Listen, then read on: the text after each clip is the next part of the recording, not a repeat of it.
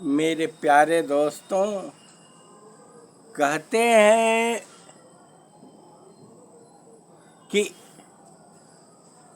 गंगा और माँ दुर्गा दोनों एक ही बहनें थीं। गंगा भी भोलेनाथ शंकर को चाहती थी और माँ पार्वती भी भोलेनाथ से शादी करना चाहती थी।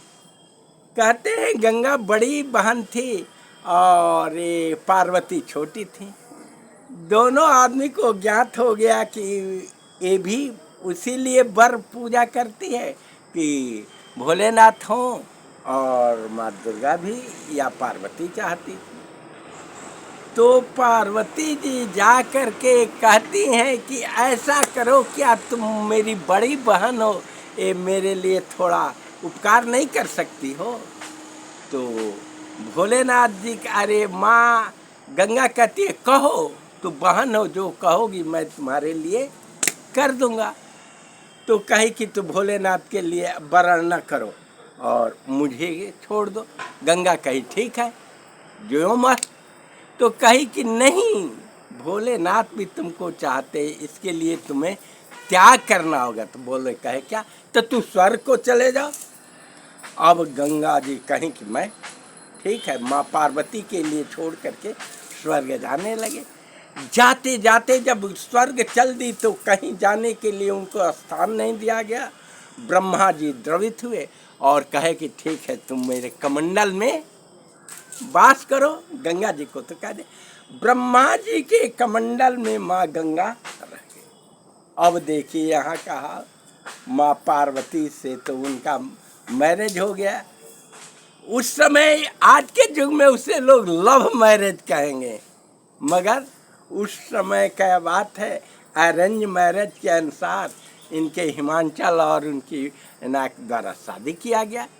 शादी तो हुआ, मगर देखिए जो वो रामावतार में राम वरदान दिए थे और स्वयं शादी के लिए चले गए, तो पशु पक्षी सर्प भूत पिशाच सभी रो रहे थे कि हमको बारात नहीं ले गया। भोलेनाथ जी कहे थे ठीक है, हमारे शादी में मैं भोले शंकर अवतार में आऊँगा तो आप लोग चलिएगा। सभी लोग तो शादी के लिए चल दिए, मगर जब वहाँ की हाल होता है, लोग सिंदूर पकड़ के, कहीं थाली पकड़ के माँ पिता सब भगते हैं और ये नहीं चाहते हैं कि शादी हो। इसलिए तो आगे आगे भूत प्रेत बैताल पीछे से डमरू पर नाच करके चलते हैं। कहते हैं कि ये लोग बहुत विरोध भी किए थे, मगर माँ पार्वती नहीं मानी और इसके लिए बहुत प्रार्थना की। भोलेनाथ स्वयं कहते का हमरा से शादी कर कर वो लोग 3 गो देखेला, बर धन और तो धन के स्थान पर हमले भांग के मोटर ये बा, सवारी वारी के एगो बैले बा, रहे के ठेकान नहीं के टूटे बड़े, हमसे का कर। मगर माँ पार्वती नहीं मानी। माँ पार्वती उनके स्वरूप को जानती थी। शादी तो हो गया, तो यहाँ का तो हाल जानते ही हैं। लोग पेड़ पर चढ़ देखा था, ढाई से गिरता था, कोई बिना सिर का बिना हाथ का, कोई नाचते हुए, भूत बैताल सांप गोजर सभी चल दिए थे, क्योंकि उन्हीं का वरदान था कि रामावतार में विष्णु रूप में हम नहीं ले गए तो हमारे शादी में चलिएगा। अब गए, शादी हुआ। होने के बाद अब संक्षेप में कह दे रहा हूँ कि अपना अगला शेड्यूल बाकी है। तो जब ये लोग रहने लगे तो यहाँ भागीरथी के इतने वंशज ये चुके थे, जा कर के पहले विष्णु का पूजा किए, ब्रह्मा को किए, गंगा को लाने के लिए। तो आया ब्रह्मा जी के अंत में पूजा बहुत की, तो ब्रह्मा जी कहे हम छोड़ देंगे, रोकेगा कौन?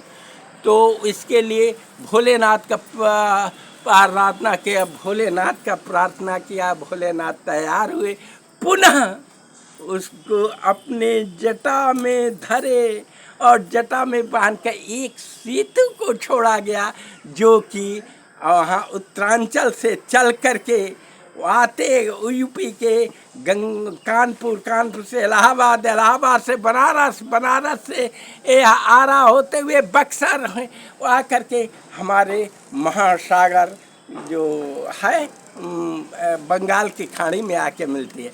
इसे तो क्या लिखा, होनी हो के रही सीता हरण मरण दशरथ के वन में विपत परी। जानते हैं जो लिखा रहेगा होगा माँ पार्वती की ऐसे भी पुनः गंगा को लाया गया, सोल भोले के सिर पर चढ़ी। इसलिए जो होना होगा होगा ही मेरे प्यारों।